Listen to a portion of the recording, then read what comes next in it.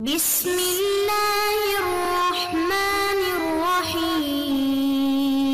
اعوذ باللہ السمیع العلیم من الشیطان الرجیم بسم اللہ الرحمن الرحیم ربنا لا تزغ قلوبنا بعد اذ ہدیتنا وہب لنا من لدنک رحمہ انک انت الوہاب۔ عزیز طلبہ السلام علیکم ورحمۃ اللہ وبرکاتہ۔ اصول الکافی سبق 40 میں کتاب العقل والجہل کا حصہ پنجم بیان ہوگا۔ سب سے پہلے خلاصہ جات کو دیکھ لیتے ہیں۔ گزشتہ سبق میں کتاب عقل کی دوسری حدیث کی سند اور متن پر گفتگو ہوئی ہے۔ اس درس میں ہم عقل کے ساتھ دین و حیا کا تلازم، اس کے متعلق شارحین کے نظریات اور دین و حیا کی مفہوم شناسی بھی کریں گے اور متعلقہ اشکالات اور اعتراض کا جواب بھی دیں گے۔ یہ وہ دوسری حدیث ہے جس کے بارے میں گفتگو جاری ہے۔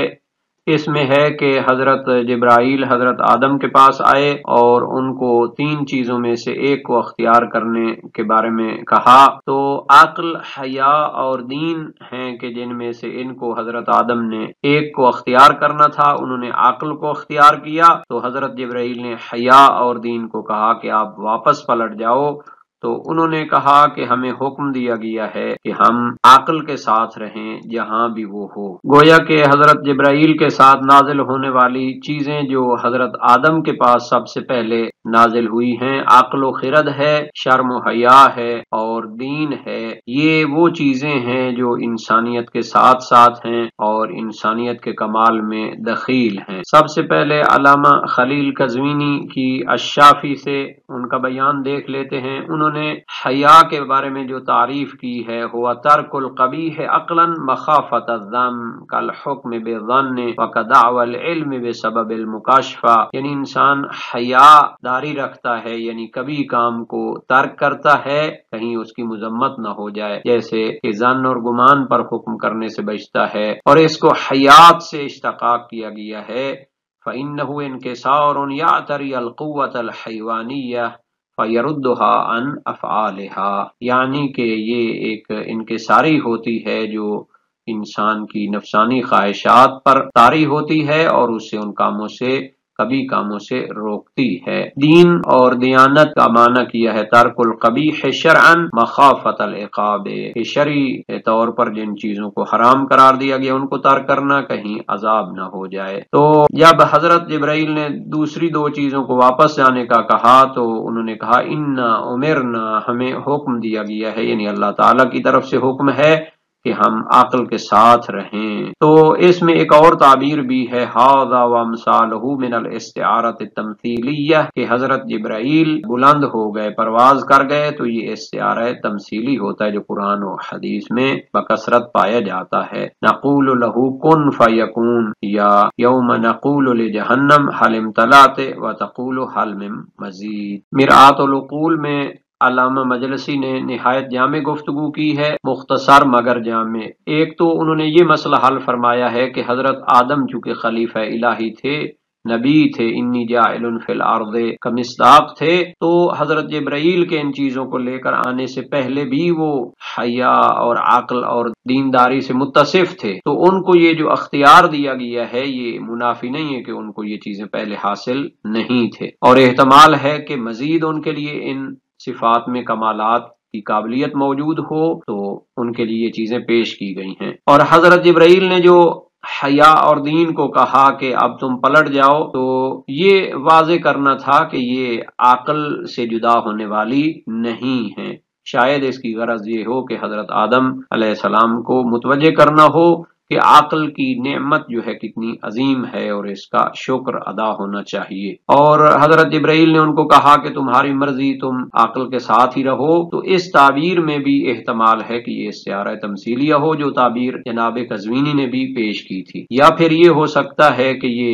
صورت روحانی میں ساری چیزیں حضرت جبرائیل کے ساتھ آئی تھی، اور یہ بھی ممکن ہے، اور پھر انہوں نے حیا اور دین کی تعریف بھی کی ہے۔ تو یہ جو استعارہ تمثیلیہ ہوتا ہے دراصل یہ مجاز کی ایک قسم ہے۔ جواہر البلاغہ صفحہ 344 میں اس کی تعریف کی ہے ترکیب استعمل فی غیر ما وضع لہ لعلاقۃ المشابہۃ مع قرینۃ مانعہ من ارادۃ معناہ الوضعی بحیث کل من المشبہ والمشبہ بہ حیۃ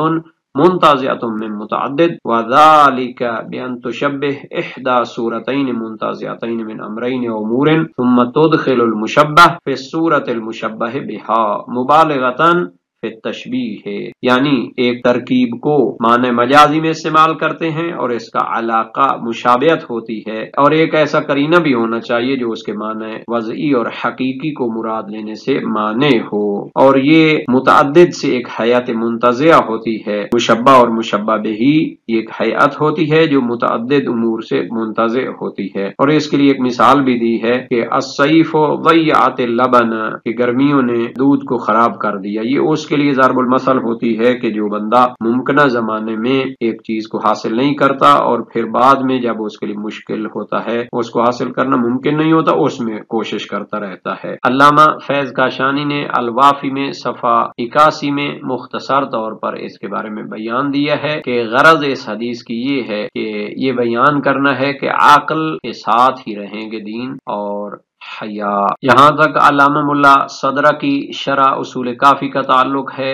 ایک تو انہوں نے تفصیل کے ساتھ ان راویوں کے بارے میں تحقیقات پیش کی ہیں اور یہ ان کی مہارت رجالی کی دلیل ہے، اور دوسرا انہوں نے نہایت تفصیل کے ساتھ اس کے بارے میں بھی گفتگو کی ہے کہ اگرچہ کہ یہ حدیث سند کے لحاظ سے ضعیف ہے چونکہ اس میں سہل بن زیاد ہے، مفضل بن صالح ہے، لیکن اس کے مضمون و معنی کی صحت اور صحیح ہونے میں یہ مشکل نہیں ہوگا چونکہ برہان عقلی کے ساتھ یہ چیزیں ثابت ہیں، اور اسی طرح دوسری بہت ساری احادیث جن کی سندوں میں اشکال ہو سکتا ہے جو اصول معارف اور مسائل توحید میں ہیں، ان کے بارے میں بھی یہ رائے حل پیش ہو سکتا ہے۔ اور اس کے بعد پھر انہوں نے اس کے بارے میں بحث کی ہے کہ عقل وغیرہ نے جو کہا حضرت جبرائیل کو کہ ہمیں حکم دیا گیا ہے ھذا الامر امر تکوین لا امر تشریع، یہ تکوینی امر ہے، کوئی تشریعی امر نہیں ہے، اور اس کی انہوں نے مثال دی ہے۔ اللہ تعالیٰ کا فرمان ہے سورہ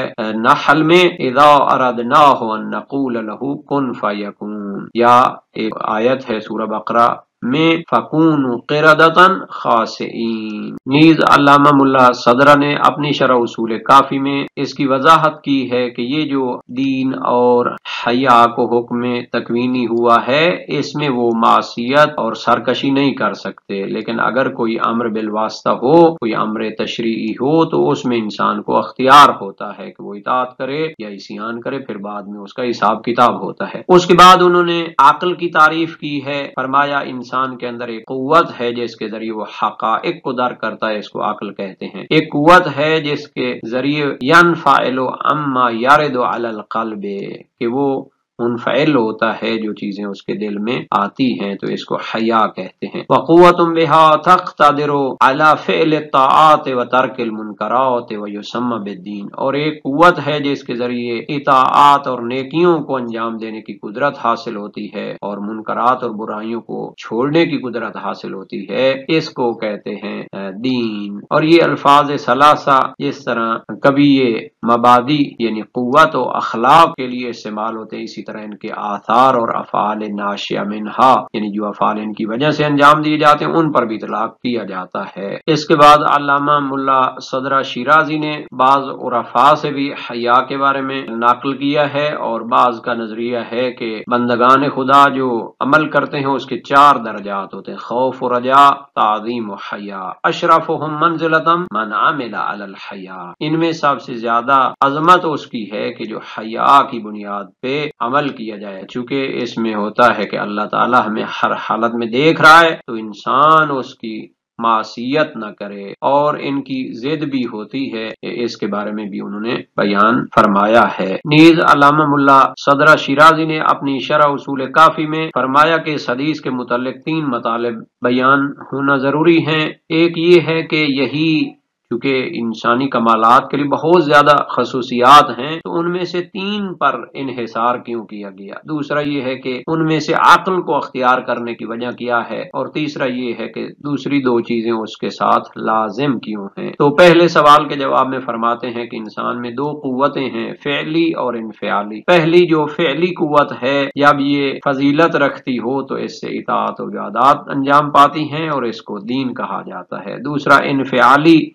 صورت جو ہے اگر صور ادراکی سے انفعال میں ہو تو یہ عقل ہے جب اس کو فضیلت حاصل ہو، اور اگر امور حسی سے یہ انفعال میں ہو تو یہ حیا ہوتا ہے۔ اور دوسرا یہ کہ عقل کو اختیار کیا گیا چونکہ یہ ان تینوں میں سے افضل اور اشرف ہے، اس کے ذریعے حق و باطل میں تمیز حاصل ہوتی ہے، ایمان مکمل ہوتا ہے، قرب الہی حاصل ہوتا ہے، جو اساسی اور عقائد بنیادی ہیں ان کو اسی کے ذریعے سمجھا جا سکتا ہے۔ یہی ہے کہ یحب اللہ و یحبہ اللہ، یعنی خدا کی محبت اسی کے ذریعے پیدا ہوتی ہے اور اللہ کی بھی محبوب ہے۔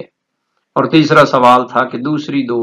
جو خصال بنیادی ہیں وہ عقل کے ساتھ لازم کیوں ہیں؟ اس کی وجہ یہ ہے کہ جب عقل موجود ہو تو دل میں عظمت الہی پیدا ہو جاتی ہے تو اس کا حیا بھی پیدا ہو جاتا ہے۔ جب انسان کو علم ذات باری تعالیٰ کا اور آخرت کا حاصل ہو جاتا ہے تو دل میں خشیت الہی پیدا ہوتی ہے، اور اس کے لیے انہوں نے قرآن کریم کی آیت سے استدلال کیا ہے، انما یخشی اللہ من عبادہ العلماء،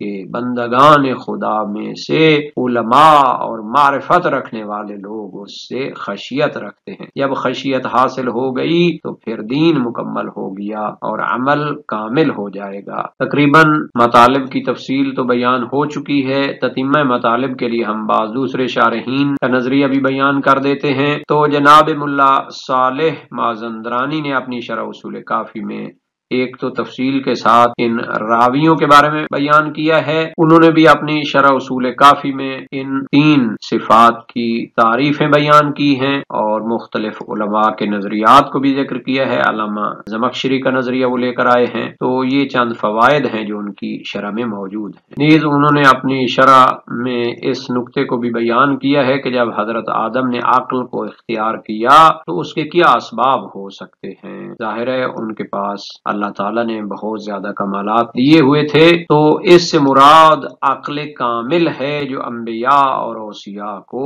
اللہ تعالیٰ کی طرف سے عطا ہوتی ہے۔ پھر دوسرا نظریہ بھی بیان کیا ہے، اور یہ جو حضرت جبرائیل نے ان کو کہا تھا کہ آپ واپس پلٹ جائیں، اس کے بارے میں گفتگو کی ہے۔ نیز انہوں نے اپنی شرح اصول کافی میں اس نقطے کو بھی بیان کیا ہے کہ عقل کے ساتھ یہ چیزیں لازم ہیں اور یہ عقل کے تابع ہیں، اور فرماتے ہیں والامر کذالک، حقیقت بھی یہی ہے کہ اگر انسان کو عقل حاصل ہو اور اللہ اور اس کی صفات کی معرفت حاصل ہو جائے تو پھر حیا بھی حاصل ہو جائے گی اور دین بھی حاصل ہو جائے گا۔ اور انہوں نے بھی آیت کریمہ سے استدلال کیا ہے کہ اللہ کے بندوں میں سے علماء اور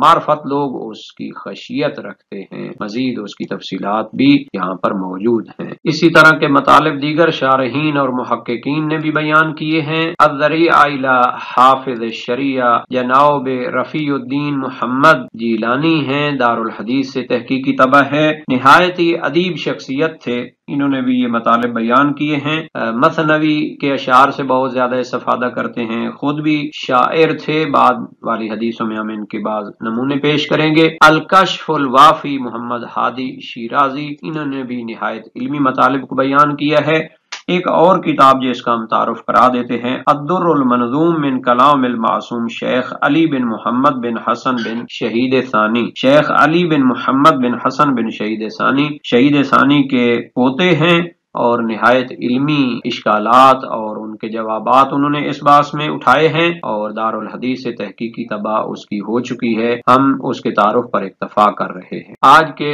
سبق کا خلاصہ دیکھ لیتے ہیں۔ عقل کے ساتھ دین و حیا کا تلازم، شارحین کافی کے نظریات، دین و حیا کی مفہوم شناسی، متعلقہ اعتراضات کا جواب بھی دیا گیا ہے۔ اس سبق سے متعلقہ تمرینی سوالات یہاں پہ بیان کیے گئے ہیں۔